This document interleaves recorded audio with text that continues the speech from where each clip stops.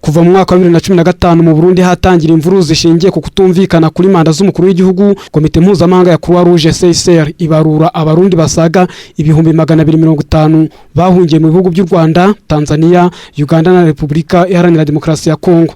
CICR ivuga ko ibi byatumye imiryango myinshi ihunga intatane, bikaba bigora ababuranye n'ababo kumenya niba bagihari cyangwa barapfuye.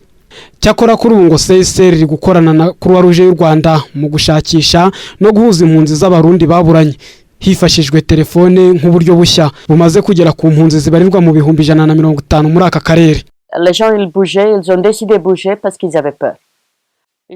Abaturage bahisemo guhunga kubera ubwo bari bafite ubwibi byabaga. Bifuzaga kujyana n'imiryango yabo bashaka ahantu hatekanye kuri bo, abavandimwe n'abana by'umwihariko. Akazi kanjye ni ukubafasha kuvugana n'abavandimwe baburanye kubera imidugararo n'amakimbirane byari mu gihugu. Hari uburyo busanzwe aho Croix Rouge ibatumikira igahuza abavandimwe baburanye, ariko ubu twatangiye uburyo budasanzwe mu mwaka ushize aho dutanga simcard tukanafasha impunzi kubona ahacagingwa bateri ku bafite telefone, kandi twabahaye uburyo bwiza mu by'ukuri kuko hari n'abari bafite telefone na simcard ariko mu nkambi nta muriro urimo. Kugeza ubu abantu 150 bamaze kuvugana n'ababo muri ubu buryo.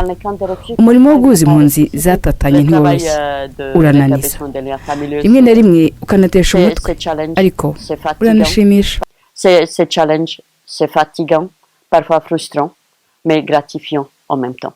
Mu Rwanda, Croix Rouge y'u Rwanda ivuga ko kuva mu kwezi kwa kane k'umwaka 2015 gahunda yo kwifashisha telefone mu gushakisha no guhuza imiryango yaburanye imaze kugera ku mpunzi z'abarundi 70,000. Ni gahunda ngo ikorwa abatagira telefone bazitizwa, abazifite ariko batabashije kugura simukadi zo mu Rwanda bakazigurirwa, kandi aba bose ngo Croix Rouge kabinabishyurira ikiguzi cyo guhamagara.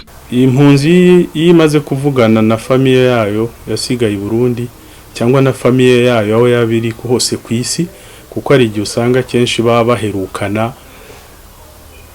uwo muvandimwe wacu ataragera mu Rwanda akiri Burundi, kandi akaba afite na famiye wenda iri mu mahanga. Icyo gihe rero ikintu cya mbere y'abashaka kumenyesha no kugira ngo batuze bumve ko akiriho. Abenshi rero byatumye batuza n'ahantu bari batekanye mu mitima yabo, kubera ko baba bashoboye kuvugana na famiye zabo, bamenye uko nabo bamerewe hanze iyo bari cyangwa i Burundi, n'abandi nabo bazi abo bavandimwe babo mu Rwanda ko bakiriho, bakiri bazima. N'abantu bakuze ariko n'abana bagiye batwifasha cyane, ari nabyo byanatumye dushyiraho umurongo w'abana basanzwe ariko n'undi murongo w'abana baburanye n'ababo bari bonyine, kugira ngo tubafashe muri ubwo buryo bwo kugira ngo bamenyeshe famiye zabo aho bishoboka, kandi tubaye n'ubundi bufasha bushobora no kugera kubahuza n'imiryango yabo. Croix Rouge y'u Rwanda ibarura abana basaga 100 basanzwe mu nkambi ya Gashora n'Inyanza n'ahandi hirya no hino mu gihugu bagashikirizwa imiryango yabo mu nkambi ya Mahama. Nyuma yo kubona uburyo telefone zifasha impunzi mu nkambi no mu byaro gukemura ibibazo bishingiye ku gutatana, Croix Rouge y'u Rwanda ngo inateganya gufasha niziba mu miji.